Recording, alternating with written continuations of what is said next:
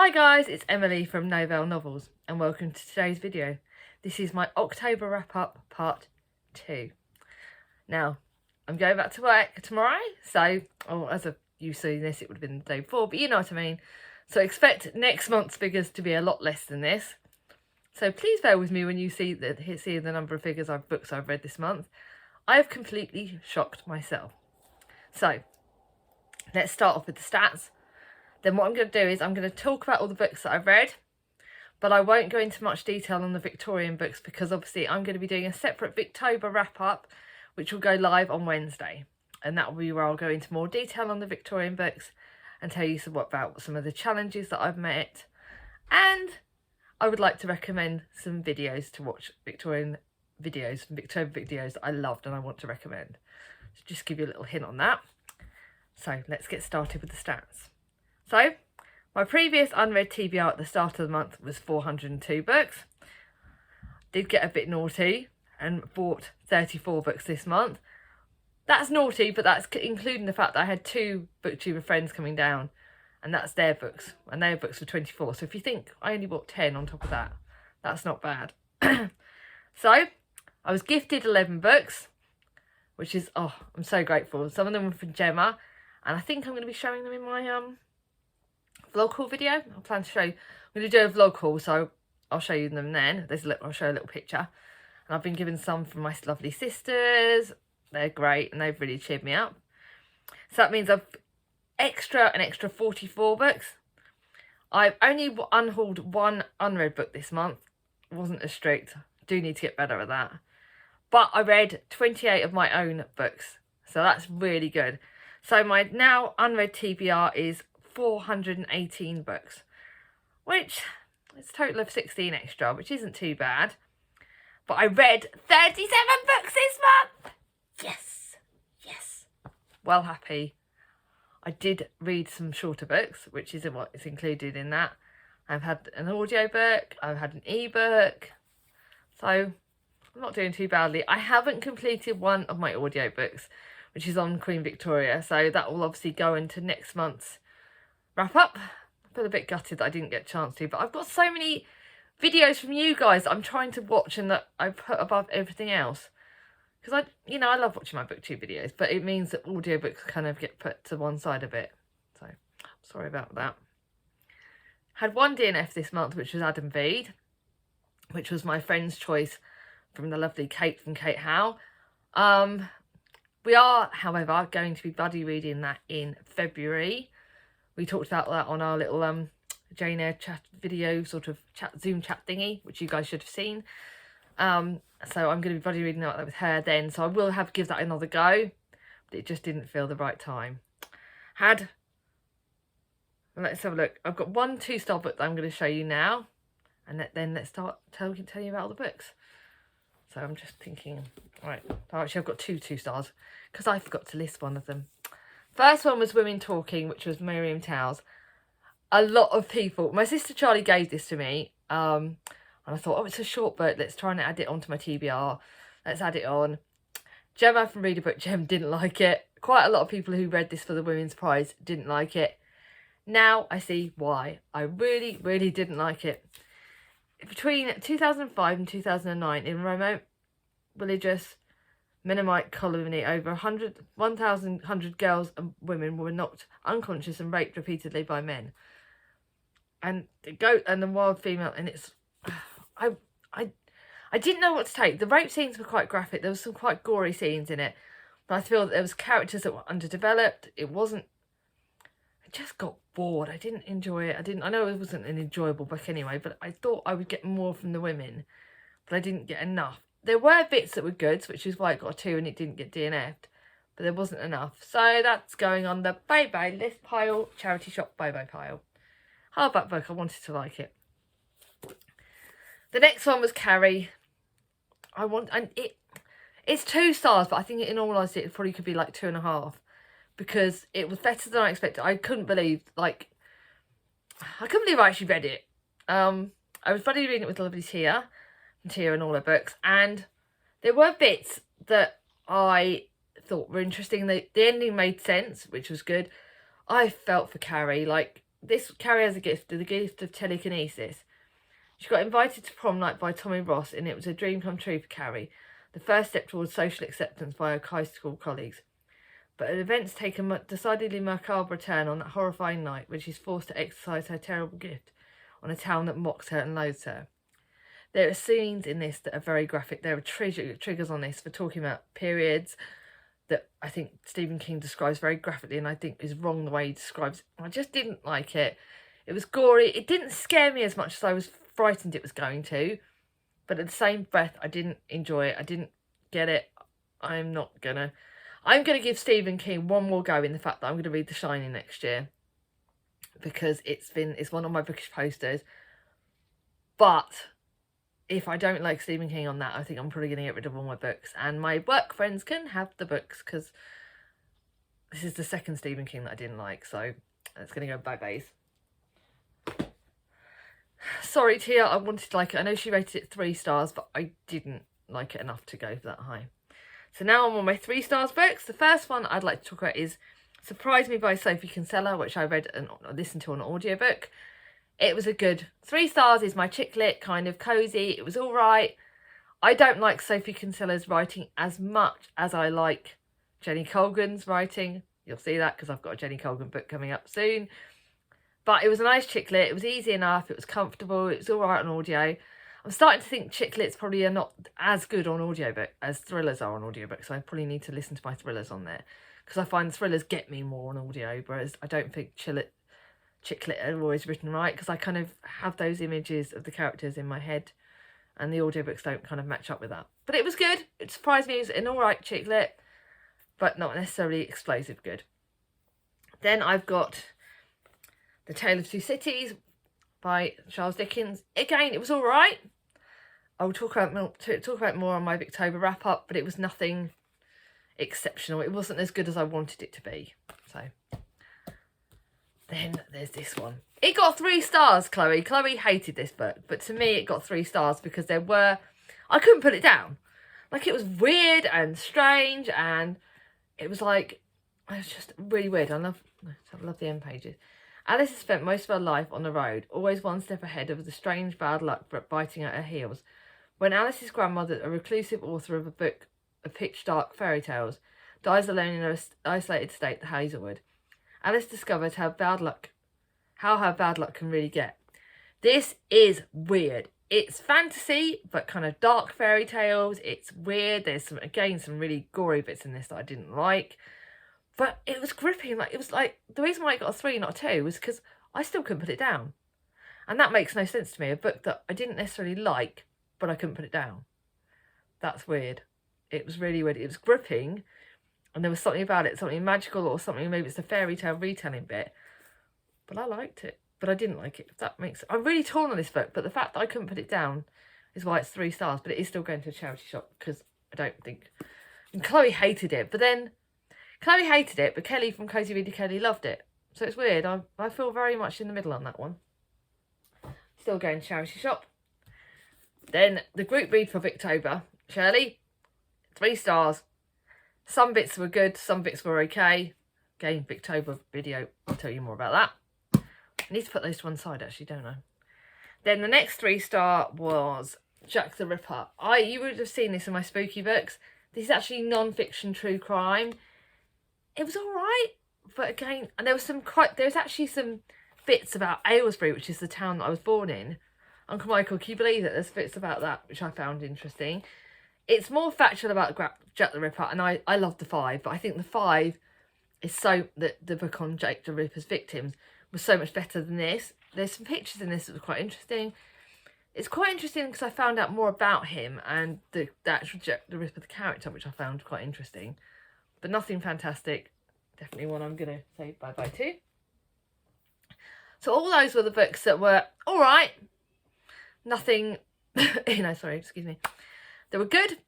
But now I go into books that I loved. And I have quite a few books that I really enjoyed this month. And then these are the ones that I can't wait to tell you about. So I'm going to start off because it's the smallest book. Barchester Towers. This is probably one of my best Victorian books that I read for Victober. Again, you'll see it on the Victober wrap-up. But safe to say, Anthony Trollope, love love. He is a new favourite Victorian author. Then the last book that I finished this month, I only finished it yesterday, Home from Home, which I think is one of her newest releases. I love Veronica Henry's chick lit. They are cosy, they are comfortable. I love them. This is 4 stars because it didn't grab me as in like, but it takes a lot for a chick lit to be 5 stars. Although there is one coming up at the end. But this was good. This is cosy. It's about families. I actually like because there's timelines in this that I didn't expect. So there is actually a timeline for 2 of the older characters in this that I didn't expect to come in. And I love it when you do that. I love it when you skip back in time and find out more about the characters and the history behind them. And I love that. The characters in this are lovely. We've got some goodies, some baddies. We've got some families. We tackles grief. It tackles love, and it tackles that family isn't always what, you know, it doesn't have to be your parents that you're closest to. It can be your siblings or cousins.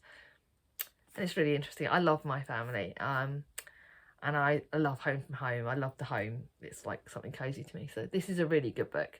I thoroughly love it with Veronica Henry's. And I think I got Gemma to buy this book. So if I did, Gemma, read it. You'll love it. It's a really good cosy book. So this is actually one of the rare chick lits that I'm actually going to sodding keep. Can you believe it? It's keepy. The next one, another chick lit. God, I've kind of put all my chick lits together. 4 stars. I've had this for ages. I love Jenny Colgan's books. Again, there is something. This has got a dual timeline. So this has got Rosie Hopkins thinks she's leaving her busy London life and her boyfriend Gerald to sort out her elderly Aunt Lillian's sweet shop in the small country. And she thinks it's going to be dull, but she's so wrong. This we find out a lot about. It has the dual timelines of Lillian's history and Rosie, the present. So again, you're doing the 2, which I love. The sweet shop element, there is bits about sweets in this, the old-fashioned sweets, and I love that. I need to go to Camberley, which is near me, because it's got an old-fashioned sweet shop there, and I love old-fashioned sweets. I think they're, go back to, you know what I'm like with history, even historical sweets makes me smile. So I love this book. It's a lovely one. I'm not going to keep it because I think I need to give this to other people. It was good, but it's not, no, I've got the series to read, and I kind of want to read all the series, and I don't need to keep this, and I think I'll be able to find it easily. But I did really enjoy it. It's Jenny Colgan's brilliant. I love this book. It's a really cosy one. It's actually one I read at bedtime. Loved it, and I can't wait to read the Christmas one next. That was why I read it actually this month, because I wanted to get the Christmas one read this year. The next one is an extra one that I added on, which is the Neil Gaiman The Graveyard Book. It's my YA horror book. There are some gory bits for a YA. I thought I'd start me off, but it's probably my favourite horror book that I read this month. And I really did enjoy it. It's sweet. It's kind of, apparently I've heard that Neil Gaiman's, a lot of people don't like Neil Gaiman's writing, but this was good. So everyone knows about it. Nobody Owens is known to his family as friends as Bod, and he's a normal boy. He would be completely normal if he didn't live in a graveyard, being raised and educated by ghosts. But there are a lot of dangers and adventures for Bod in the graveyard, but it's actually their land of the living that's the most trouble.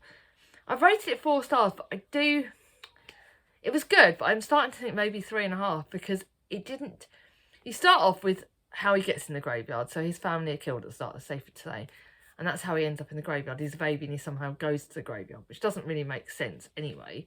But then you don't find out why his family were really killed properly, and you don't find out everything. It was good, but it didn't tie up everything at the end.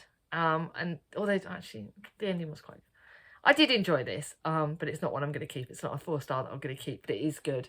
And it's one that if you want to go down the horror route, but you don't want anything too scary, this is quite a good book, and I'm glad I finally read it. This is my charity shop pile. The next one, I believe, is a book that I'm going to be giving to my friend Tracy. This is an extra book. It's historical fiction, but it's set just after the World War II in Butlins, and it's got 3 leading characters.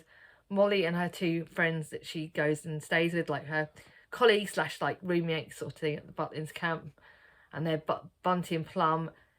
I love this. This is Elaine's Everest book, and she wrote the Woolworths Girls series. And I've read the first book and I've read one of the last ones, but I've got the whole series, which I'm going to be reading. I'm going to read the Christmas book again in December. But this actually links in with the Woolworths books, which is something extra that I didn't expect. And I love that. So now I can't wait to go back and read all the Woolworths books, because it links in with some of the characters in there, and I love the sort of link over. I love it when characters do that, when authors do that. The lovely Bridget, who is it? Paige Toon does that. She does it so well, links characters from other books in all her books, and I love that. So this is making me really, really excited about my next book.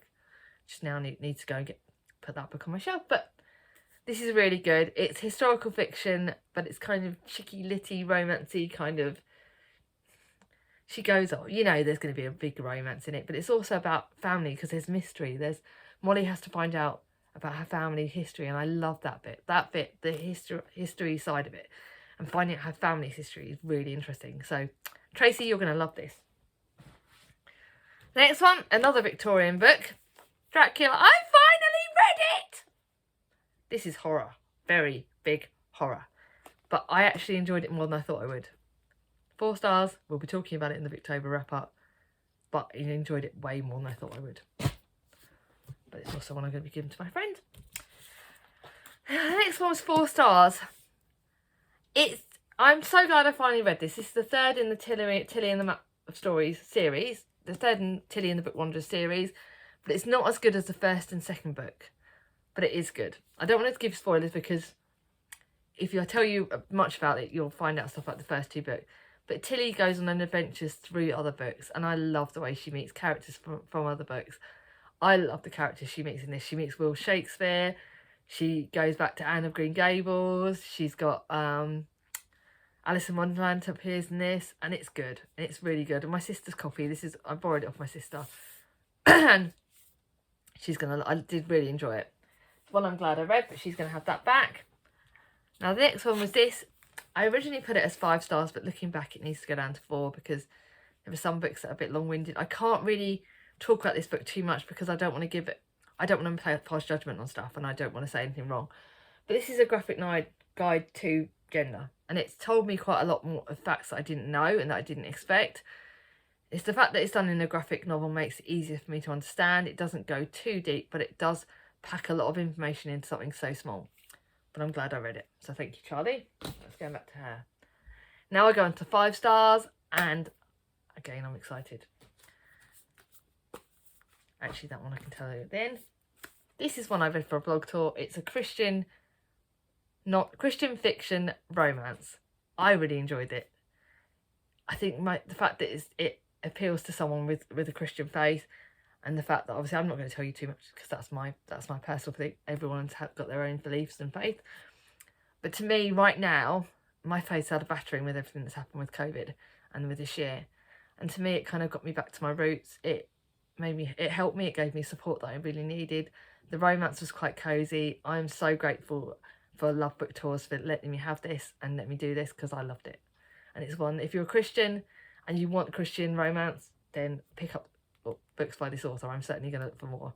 And I think I actually do need to go online and possibly treat myself to some Christian fiction books. That's something I need to educate myself on more. Those Christians out there from America, I know I've got some good friends out there. Can you guys give me some advice about some Christian romances that I might like? Let me know in the comments below. I would appreciate that. But that one's going to be going to my mum, so that's going to go on the borrow pile. This one is one that Charlie gave me. This is my LGBTQ+ book, and I loved it. It is Noah Can't Even. It is about a YA LGBTQ+ characters. It's embarrassing. It's about Noah's. God, he has a real hard family. It's romance and it's kind of YA and it's quite fun, and I loved it and I can't wait. I know Kaz from Cats and Cameras loves these books, and I certainly now get why she loves them. I want to read the whole of his books. Simon James Green is a great, fun YA contemporary book, and I am so glad I read this. Thoroughly loved it, and the characters are funny and it's laughed, yet you really empathise with the characters and you felt for him. So I really enjoyed that. Thank you, Charlie, for lending me that. Now the next one is I have not even looked at my notes. Oh, my ebook of the month that I read, and that I read because of the lovely Charlie from Charles Heathcote, was The Misadventure of E.B. Hepworth. Now, Charlie told me to read this. He recommended it. He said it's one of his favourite books. It's northern, set in the 60s, set up north. I absolutely frigging loved it. I laughed, I cried, I thought it was amazing. Evie's character's brilliant. Again, it got some history bits in there which I loved.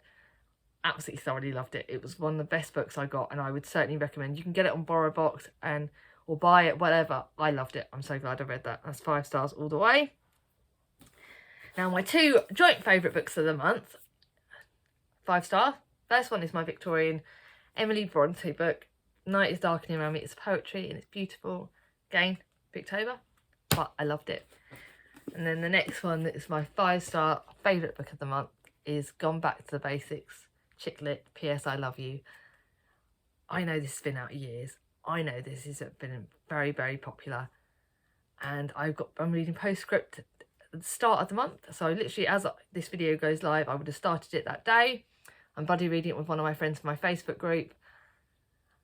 I read this because I wanted to read this again before I read that. My sister Vicky lent this to me. I loved it. Cecilia Ahern, this is a weepy. I cried buckets, even though it's the second time I've read it. I still cried buckets. I might even want my own copy of this sometime, but it's brilliant. Everyone, I don't need to tell you too much about it. Jerry, we start off this book with Holly's husband, Jerry, has died of cancer. And he has written a P.S. I Love You note for every month. And she has to do what these letters tell him to do. And she has to grieve and yet live and rebuild her life. And this is incredibly cosy, and I loved it. And I would thoroughly recommend Cecilia Ahern's books to everybody. And I am now going to go and watch the DVD when the kids are back at school on Tuesday. I think I might actually treat myself and watch the DVD because I'm going to cry even more. But hey, crying's good. I always think it's good old weepy's going to be good. But for Chick Lit to get 5 stars is telling you something, and I'm thoroughly love this book.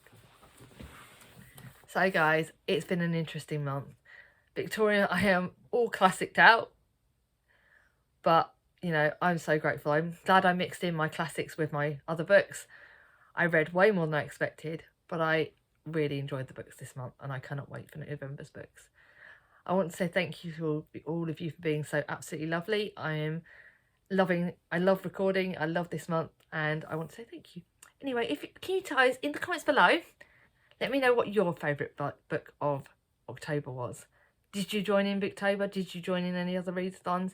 Let me know what you've been reading, and let me know if you, like I said, have you had any books that are amazing. If you like this video, give it a thumbs up. If you're new to my channel and not subscribed yet, ring on my ding-a-ling, and I'll see you all soon.